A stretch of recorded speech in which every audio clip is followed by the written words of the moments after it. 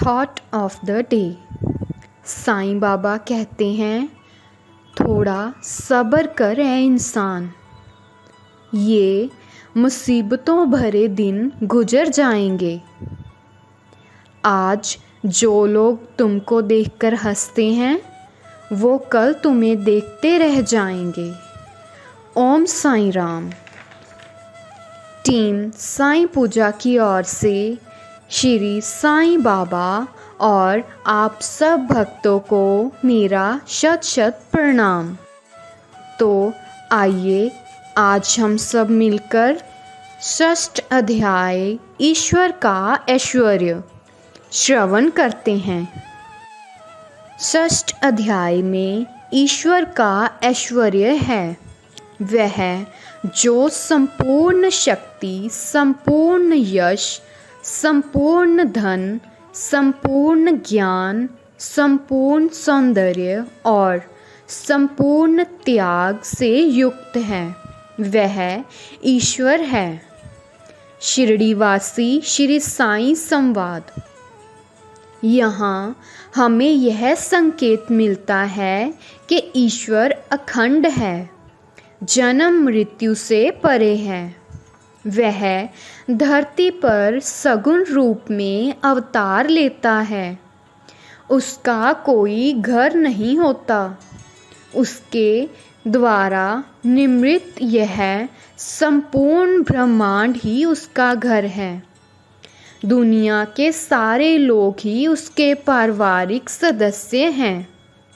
उसके लिए सभी एक समान हैं।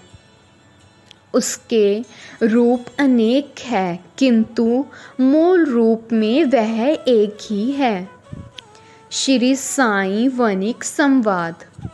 यहाँ हमें यह ज्ञात होता है कि क्षितिज, जल, पावक, गगन और समीर ये पंचभूत ईश्वर द्वारा निर्मित है और इस पर उनका पूर्ण अधिकार एवं नियंत्रण रहता है।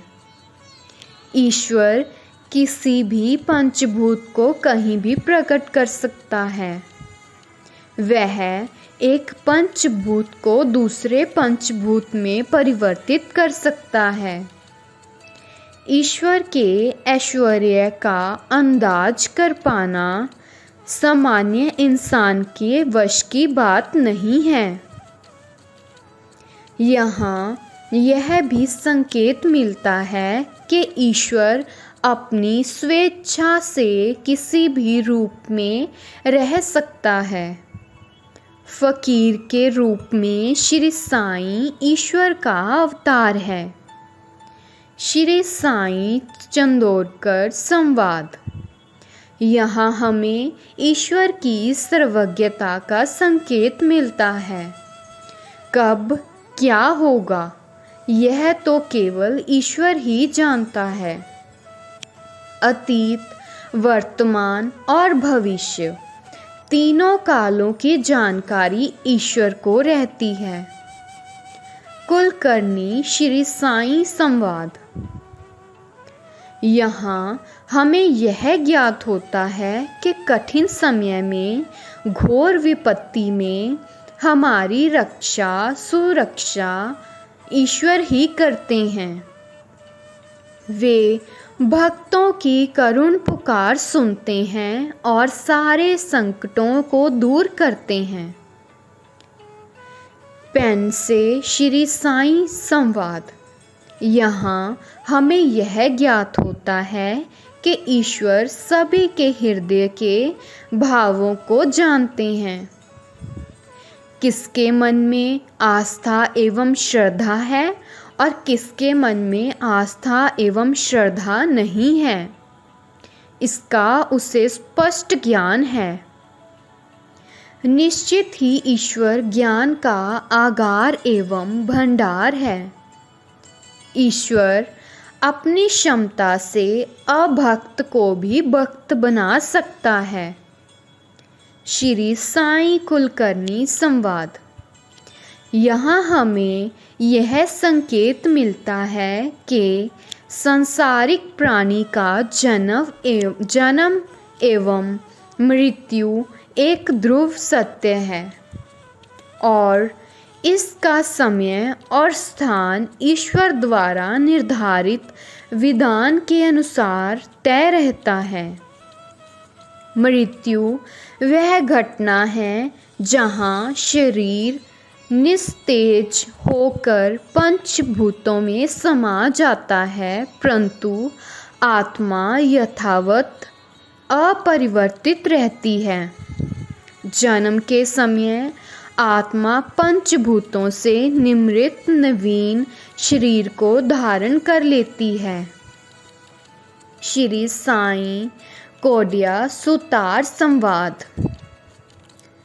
यहाँ हमें यह ज्ञात होता है कि पंचभूत का कोई तत्व यदि अपना विकराल स्वरूप धारण करता है तो वह जगत के लिए त्राहि त्राहि का कारण बनता है।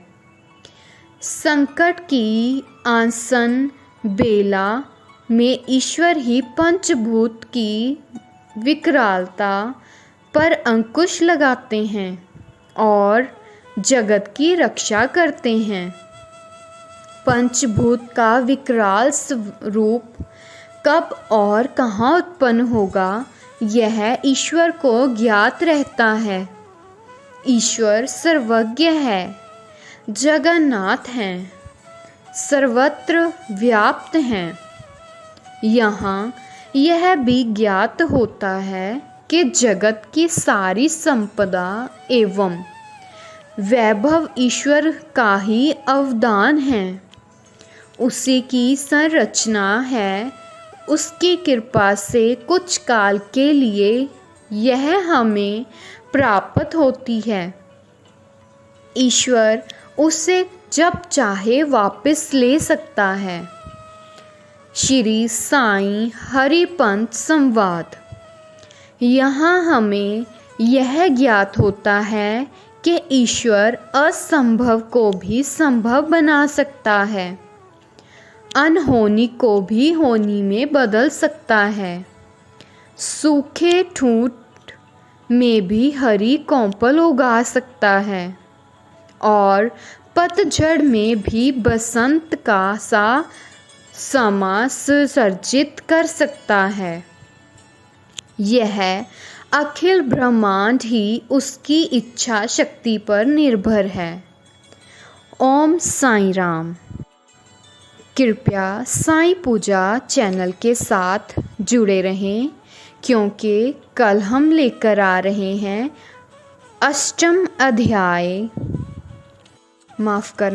सप्तम अध्याय श्री साईं का ऐश्वर्य। आज षष्ठ अध्याय मेरे साथ श्रवण करने के लिए आप सबका साईं पूजा टीम की तरफ से बहुत बहुत धन्यवाद। ओम साईं राम। जय साईं राम।